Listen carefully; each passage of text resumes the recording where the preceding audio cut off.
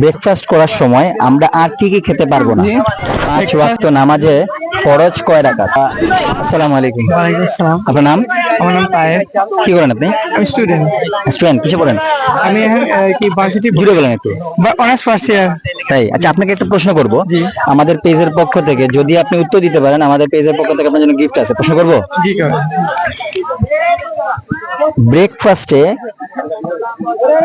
Breakfast করার সময় আমরা আর কি কি খেতে পারবো না? ব্রেকফাস্ট করার সময় আমরা কি কি খেতে পারবো না?